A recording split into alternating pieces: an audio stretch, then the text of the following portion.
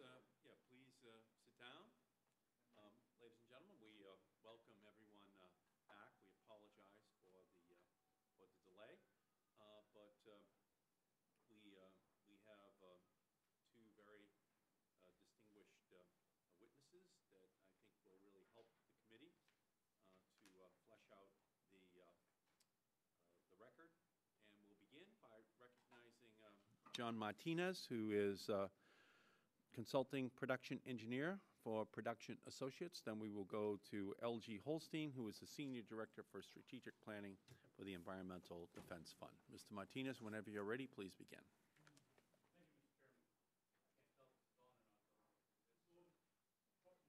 Yep. Okay, there it is. Okay. A little different shade of green. Well, I would like to claim that we brought this great weather from Texas for you, but I would say we're just enjoying your great weather here. Likewise, I'd like to take a moment to recognize my wife, Lupe, and my brother, David, who lives and works here in the D.C. area, sitting back as visitors. What high school did you guys go to? In San Antonio, and I was in San Antonio, went to Harlandale High School on the south side. Beautiful. And so that Lupe, my wife, is also from San Antonio. She went to Tech High School, now called Fox Tech High School. Fantastic. In San Antonio. So long-term residents in Houston, though. Well, thank you for bringing your expertise to the Yes, exactly. Mr. Chairman, members of the committee, I'm John Martinez, an independent consultant, an advisor to the major international and national oil and gas companies. I am honored to be before your committee to testify in support of your proposed bill to protect health and safety in the environment by applying the oil and gas industry's best practices and technology to well-controlled drilling completion of high-risk oil and gas wells. Just as the Piper Alpha platform accident in RC led to numerous industry improvements in piping design and safety devices at platforms, this unfortunate Gulf of Mexico blowout can lead us to improve the blowout preventers and the drilling, casing, cementing designs used in wells.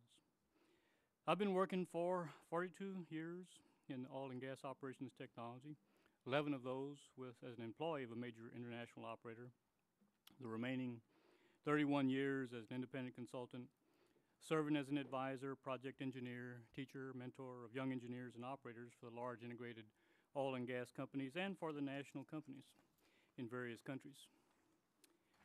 With the expertise gained over these years, I've dedicated efforts to writing standards and recommended practices within my industry's production technology with the American Petroleum Institute and the International Standards Organization.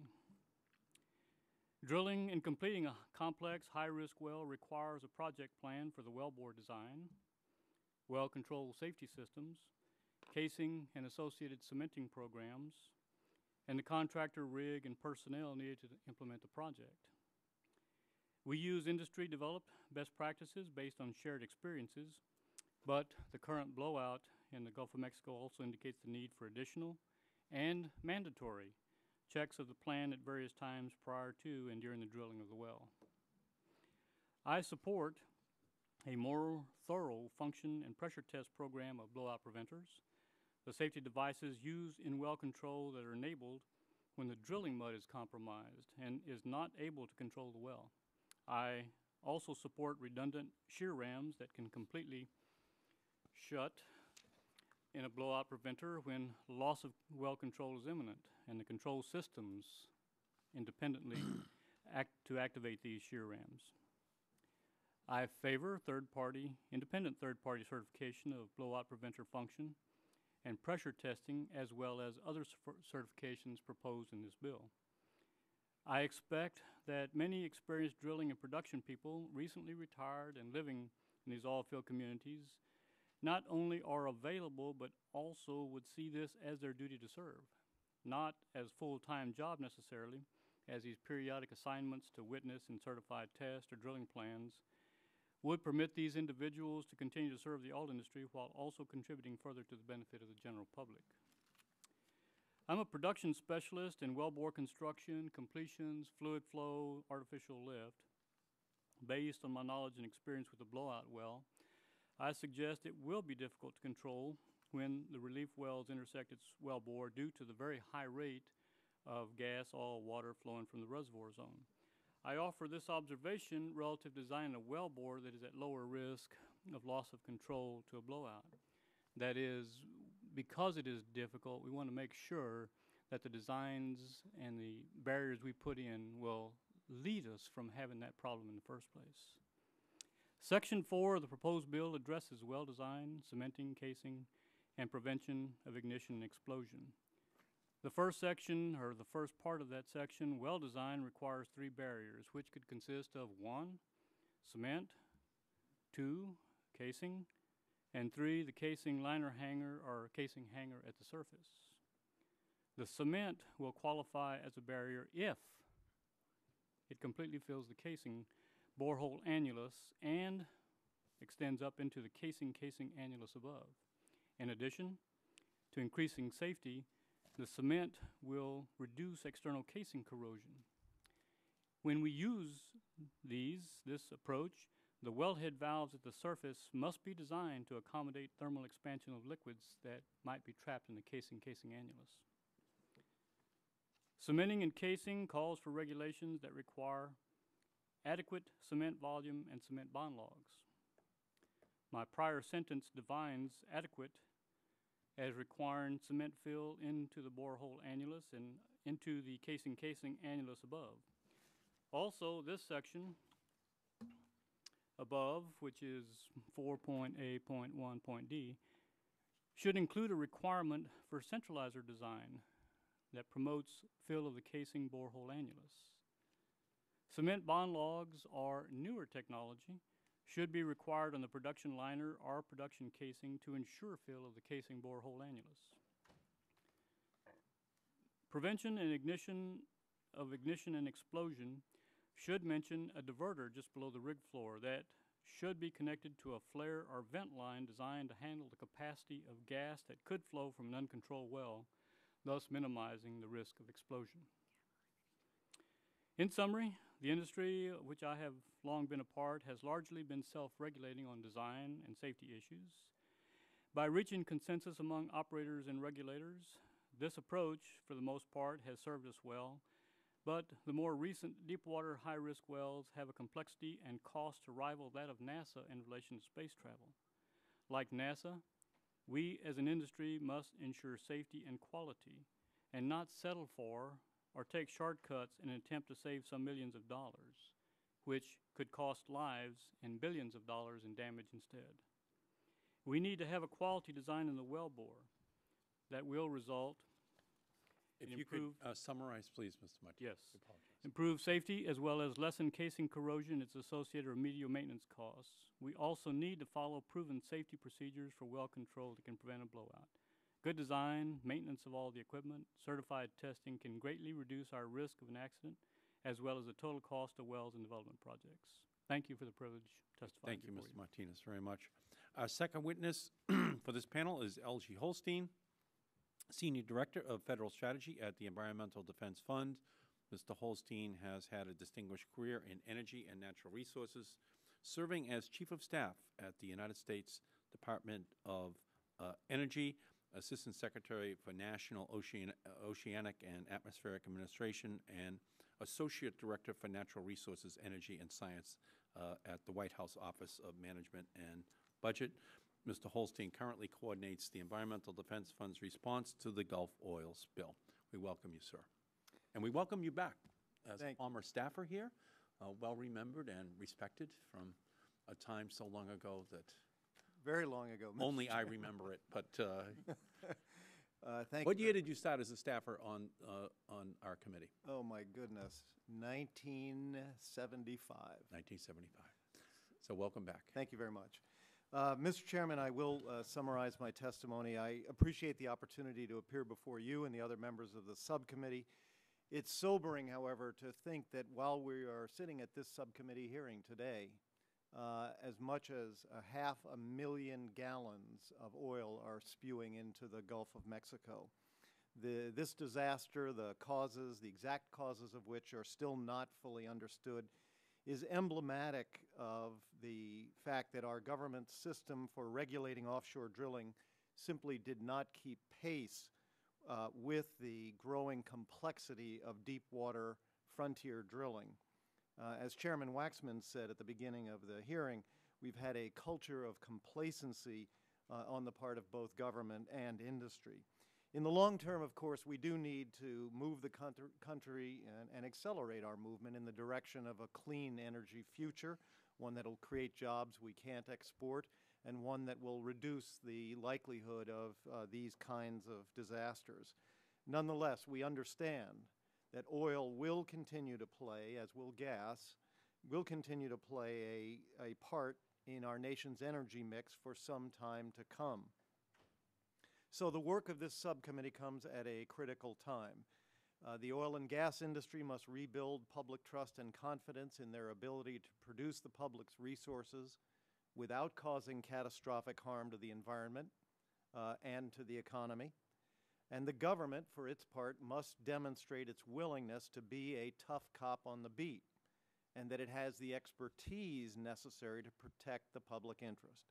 So the legislation begins an essential effort to govern the development of future high-risk wells.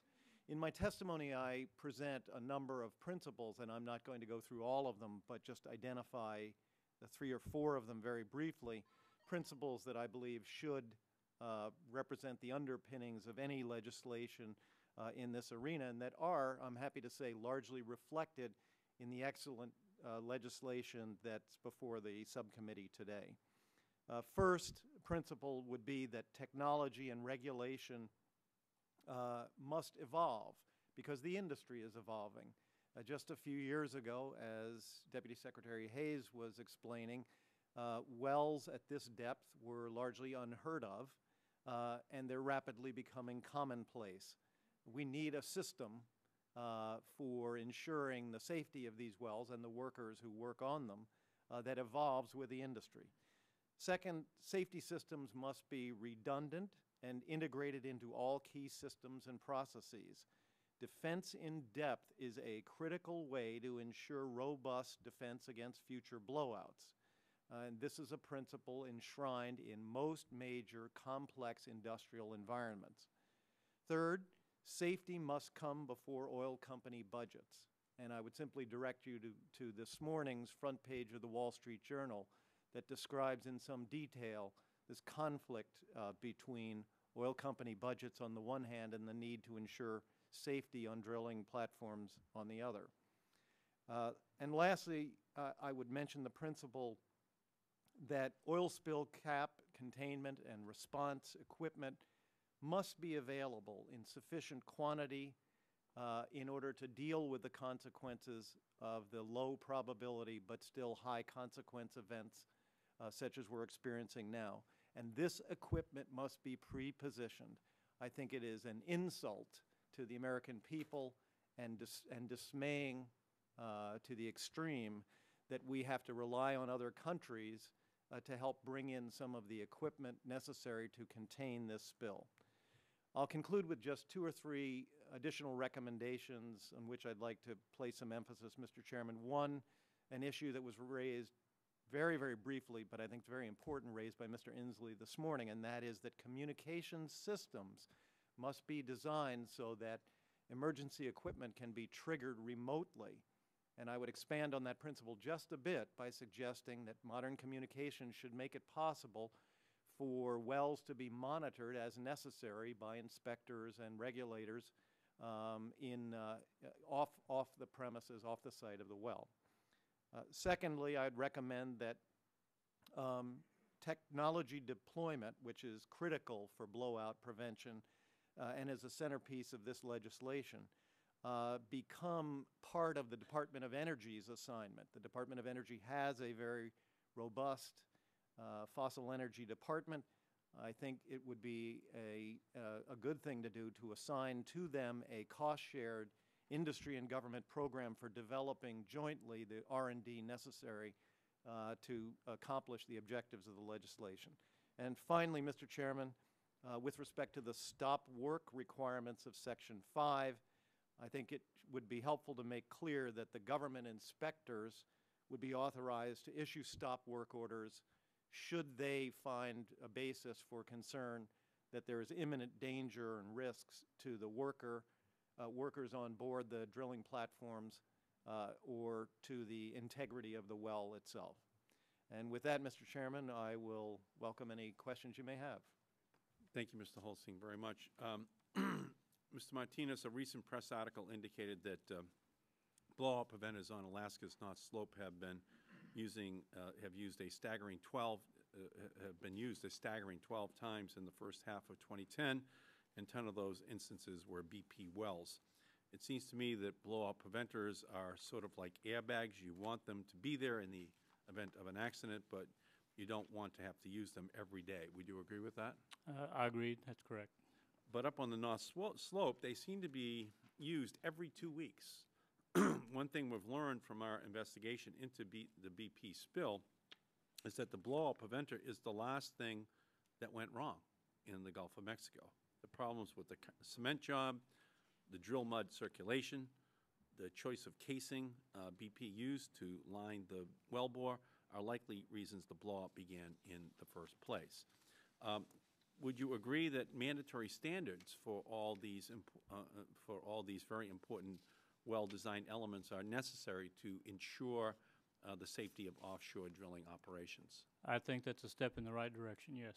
Thank you. Mr. Martinez, blowout preventers and well-designed and cementing procedures are used for all offshore drilling, are they not? They are. This applies to the drilling phase of both exploratory and production wells, is that correct? That's correct. It applies to both shallow water and deep water drilling, is that correct? Correct. Mr. Holstein, in our first panel, a number of members asked whether the Interior Department's existing authority is adequate. What is your response to that? Mr. Chairman, I think that for several reasons it's important for Congress to legislate and not defer to the Department of Interior to simply go about a process of trying to update its regulations. And I say this first because the scope, the scale of the current disaster in the Gulf, I think really cries out for additional congressional statements of purpose and direction to federal agencies.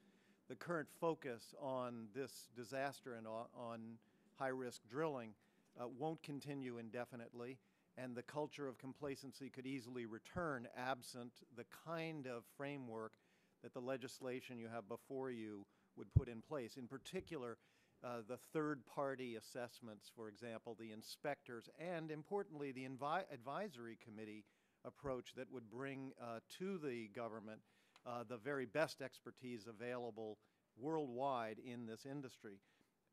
But I would also add that another important reason for the legislation would be the opportunity for continuous improvement. And federal agencies are not particularly good at that, just as a regulation writing bureaucratic approach.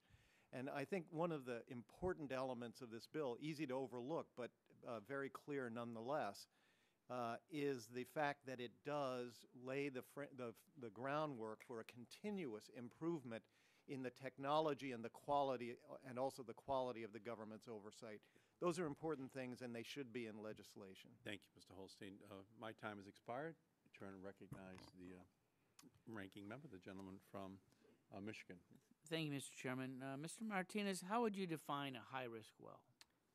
Well, that's a very difficult decision to make, because we can have high-risk wells on land because of pressure and temperature constraints or possibilities. We could have in shallow water, as we're going to more and more subsea development to reduce platform cost. So that's a difficult it's a difficult one to define, because it has more to do with pressures, potential flow rates, temperatures, and location, not just arbitrarily some generic class. So is it easier to define a low-risk well? No easier. No easier. That's one of the concerns that we have. Let me just read you a couple things that the staff prepared as relates to Section 3. Section 3 proposes that regulations later to be proposed will require the use of blowout preventers in all high-risk well drilling operations, will set forth safety standards for such blowout preventers. The prescriptive requirement for 2 sets of blind shear rams will require the loss of the test rams on subsea stacks and will result in the potential loss of managed pressure drilling system capability on tension leg surface attacks.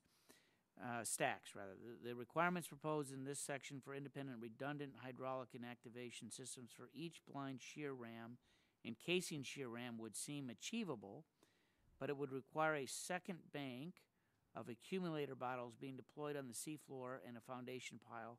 Time to design, manufacture, and determine a deployment method could take a year or two, if possible, on some of the rigs. Would you agree with that time frame? You would have to really talk with the manufacturers, such as Cameron, the manufacturer of this particular BOP, and others who are going to be much more familiar with the various details of design.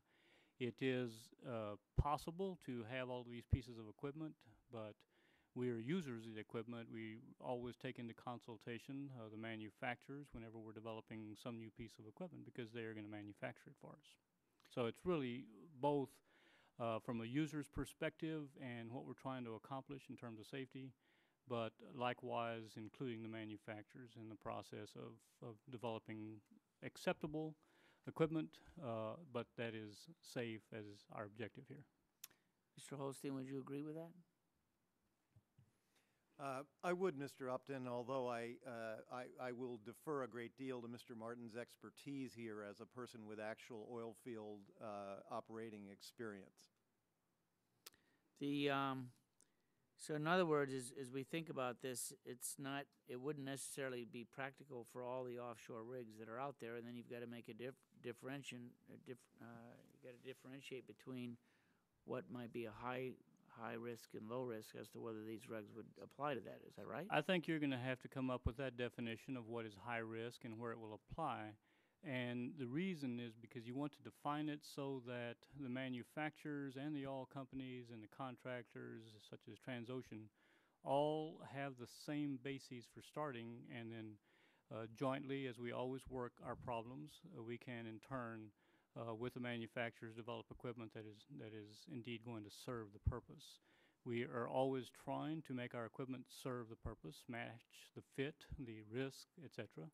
And we don't want to put into place equipment that is vastly overpriced and over capacity for the given well. So we do need to define those things and then proceed forward. I think, Mr. Upton, in response to your question, I would simply summarize my agreement with Mr. Martinez by saying that while deep water and the pressures that it typically entails and the operational challenges it poses are certainly likely candidates for consideration as being high risk. But they're not the only circumstances in which one could imagine the geographic location or the particular well conditions of the kind that Mr. Martinez has described that might well call for an extraordinary level of caution and care in the drilling of any wells. Okay, thank you. Great. Gentleman's time has expired. The chair recognizes the chairman of the full committee, the gentleman from California, Mr. Waxman. Thank you, Mr. Chairman. I want to thank both of our witnesses for being here today. My understanding, Mr. Martinez, if I can start with you, is that you have over 40 years of experience in the industry, and at various times in the last several weeks, my staff has sought your expert views, and you bring a real insider's perspective to the problems we're trying to solve. Let me ask you a very general question to start with. The regulatory structure that has grown up around well drilling in the last several decades has relied heavily on voluntary industry standards and best practices. Do you believe that we need to establish a regulatory system that goes beyond this voluntary industry approach? I think that we need to, by regulation, be it mandatory, or by legislation, be it mandatory, that we require certain testing to go on and certain design that we approve of as experts in the field. Mm-hmm. And likewise, by being mandatory, then the operating companies as well as the manufacturers, the contractors, all have an incentive to develop these equipment to meet the performances we're requiring. Mm-hmm. When it is voluntary, in many cases, you will have some who will not adhere to the volunteer regulations or self-regulating recommended best practices. When it's mandatory, obviously you have to. Mm-hmm. Let me ask you some specific questions. we identified numerous shortcomings with the blowout preventer. And to fix these problems, we have a series of new requirements. For example, we focus on redundancy in shear rams and in the activation systems for these rams. We also address the design, testing, and maintenance of blowout preventers. Do you think these new requirements are appropriate, and will they reduce the risk of blowouts?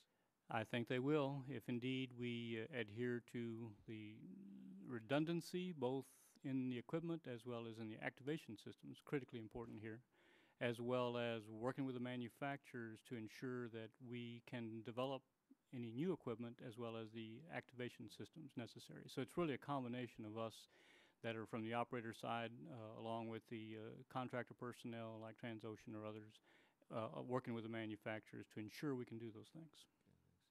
Now, we also have well designs, a minimum of 3 barriers to prevent the flow of dangerous gases. We have new requirements for safe cementing, and we require regulators to establish new standards for diversion of dangerous gases and explosion prevention. Can you tell us if you think these new provisions will reduce the risk of blowouts, and are there provisions where you think we need to be more specific or more stringent? I have advocated in my testimony perhaps a bit more stringent standard, which is sufficient volume of cement in the borehole casing annulus to totally fill that space and thus not prevent any possibility of leakage of any kind of hydrocarbon or salt water or anything else back on the backside, for both safety purposes as well as for me, a person that works in the production industry, casing corrosion issues, which are likewise as important.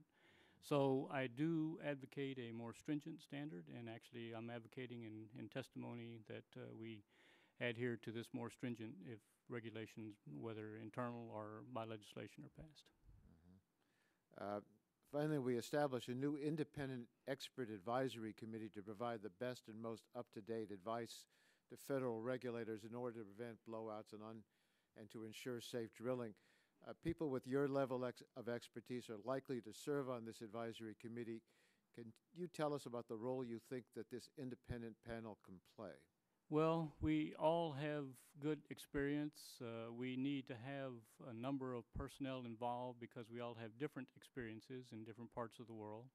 And so the combination of folks like myself, regulators, manufacturers, I think can come to some consensus relative to what are good practices and that can be incorporated into regulation legislation. Yeah. Well, thank you very much for your help. I appreciate it. We thank the chairman. Chair recognizes the gentleman from Texas, Mr. Burgess. Thank you, Mr. Chairman. Mr. Martinez, 2 weeks ago, we had before this subcommittee CEOs from, I think it was 5 major oil companies and BP. BP was the only one that did the well the way the Deepwater Horizon was done. Every other CEO who was there on the panel said we wouldn't have drilled the well that way. We wouldn't have used those procedures. So what was it about the oversight, in your opinion, what was it about the oversight of the drilling of that well that allowed BP to proceed in a manner that the other 5 gentlemen felt was unsafe? Well, from what I've read of documents provided to me and newspaper reports, I would say part of the failing is that there wasn't this independent third-party advisory person or panel to review some of these. Correct, but there was a regulatory agency that was presumably exerting oversight over these activities. Is that correct? I believe that's correct, but was there anything preventing them from asking for the same best practices that the other 5 companies adhere to? well, that's the reason why I'm advocating that we have some of these improved standards and make them mandatory, because it's totally up to the operating company whether they're going to follow best practices or not. But And what was it about MMS, or the agency previously known as MMS? Right. I don't know what it's known as now, Right. but what was it about that agency that allowed them to approve a well of a design where every other, I mean, maybe that was just, they were the benefit of 20/20 hindsight and said, no, we wouldn't have done it that way. But I got to believe, we heard from one of the CEOs, I asked the gentlemen who were arrayed in front of us, had anyone ever worked on a deepwater well. Well, it turns out deepwater wells weren't drilled when they were of the age where they could have worked, but one had worked on offshore rigs. It wasn't deepwater, but he had worked on an offshore rig. I asked the CEOs in front of us if any of them had ever shut in a well because of it feeling that they were not going to be able to control it. That same individual raised his hand. And later on, in response to another question, he said, look, you go too fast on these things or you're going to get someone killed. I think that was a voice of experience speaking. And what I'm saying is that it's not always wrong to rely upon the expertise of the industry. I just wish somebody had been comparing the practices between the various companies and saying, look, this long string design with very few centralizers and not paying attention to the cement bonding, this is a problem. And then, of course, the blowout preventer that ultimately failed.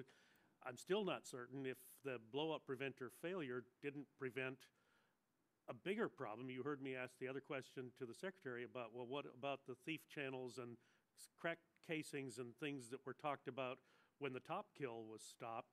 I mean, had the blowout preventer worked, at least in my mind, it's possible if those things, if those conditions existed deeper down in the wellbore, there might have been a very serious problem had the blowout preventer actually worked. Correct.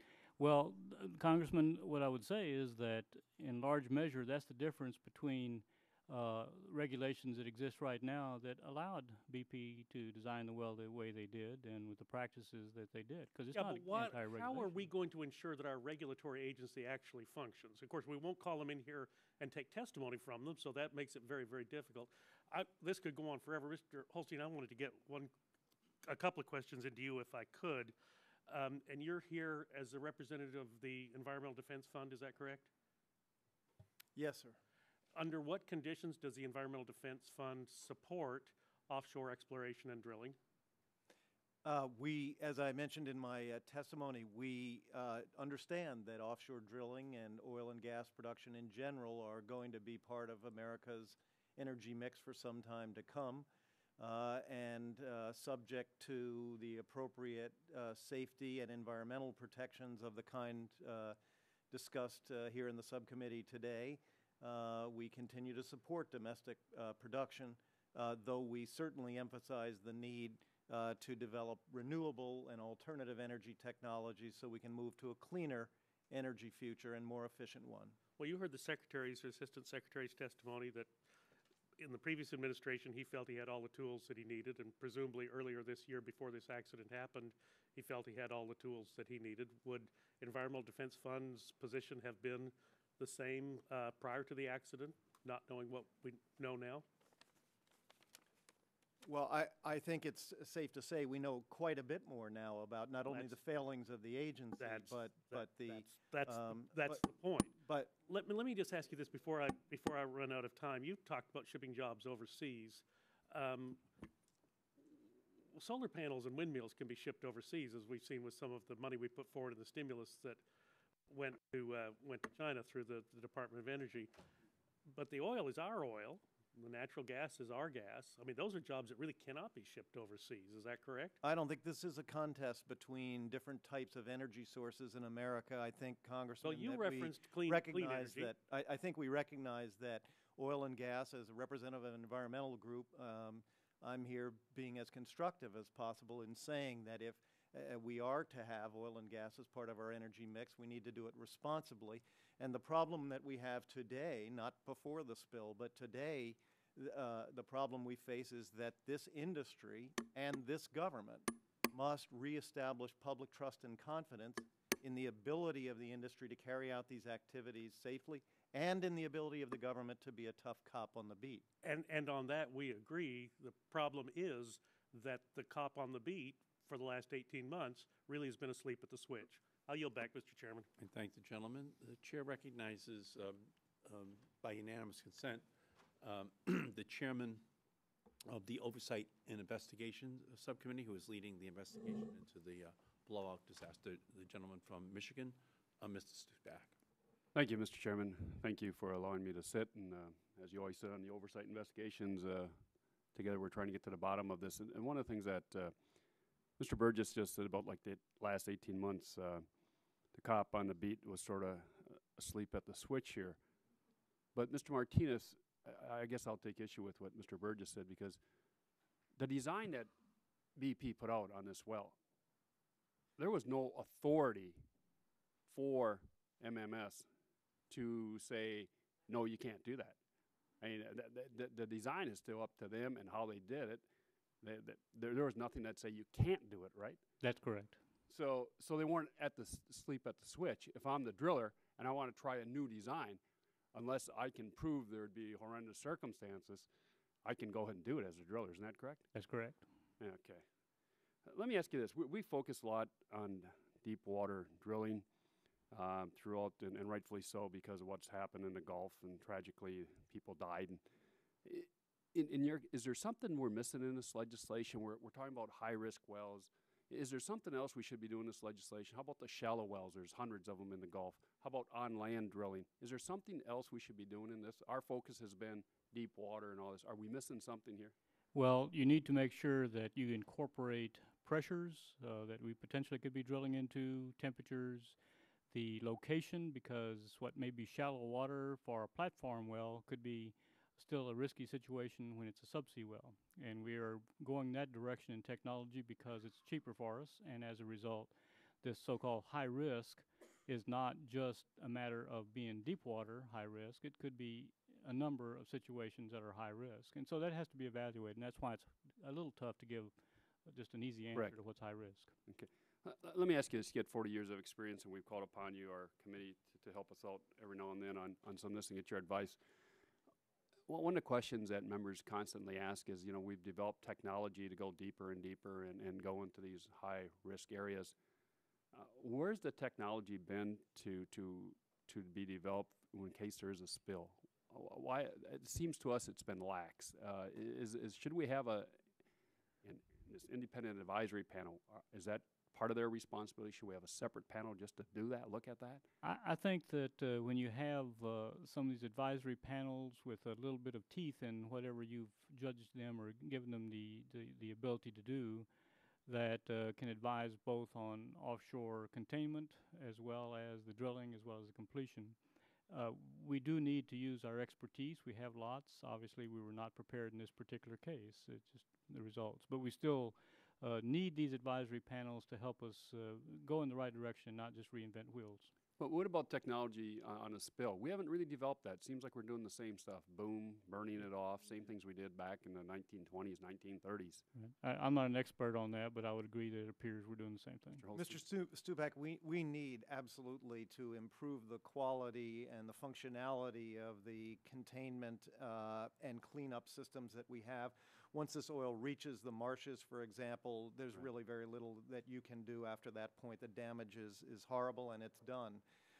But I think there's no more stark demonstration of the challenge we face that's implicit in your question than the report that was issued by the State Department yesterday that indicated that 30 foreign countries have offered their assistance to the United States. We've accepted some of that assistance.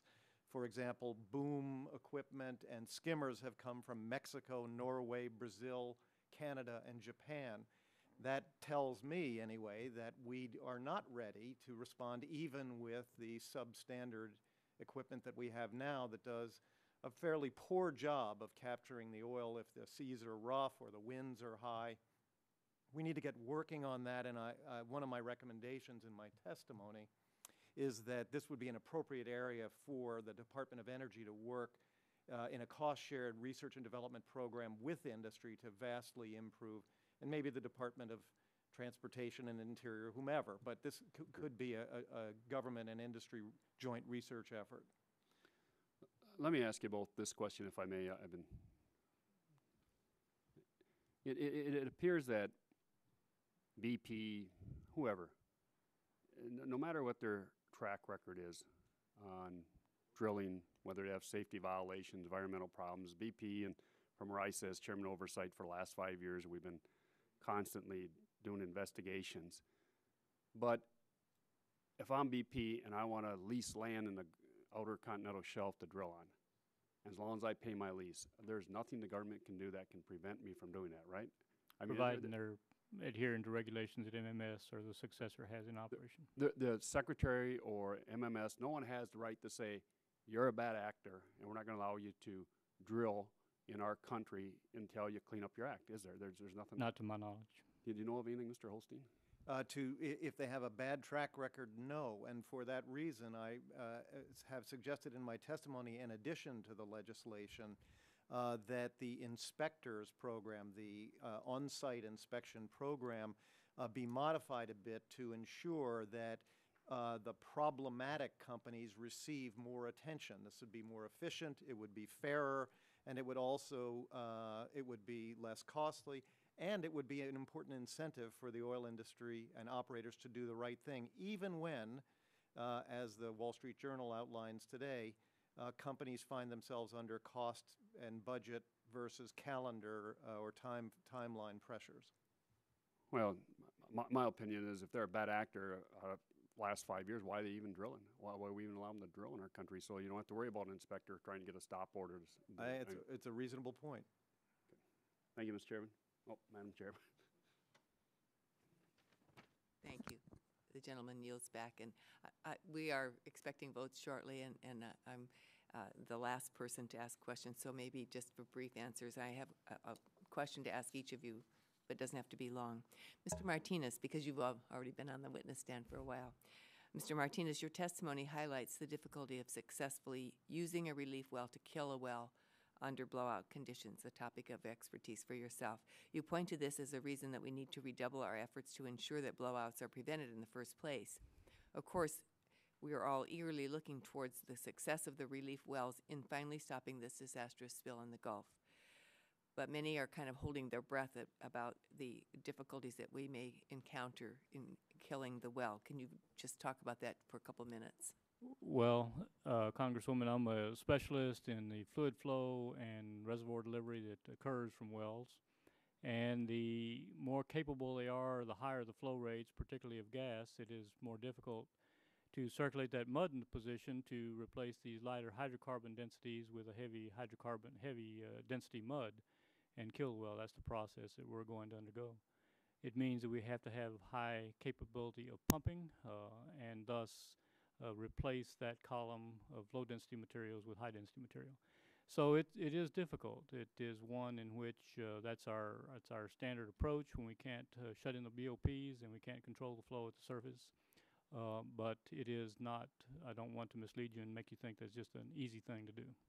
Thank you. Thank you very much. Mr. Holstein, let me lead up to the question for you. I believe the appropriate federal regulator should be required to assess the response and spill capability for various spill scenarios in the environmental review process.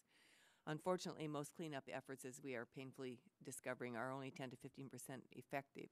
Requiring an analysis is critical to ensure that the public and decision makers are not misled into believing that spills can be effectively cleaned up.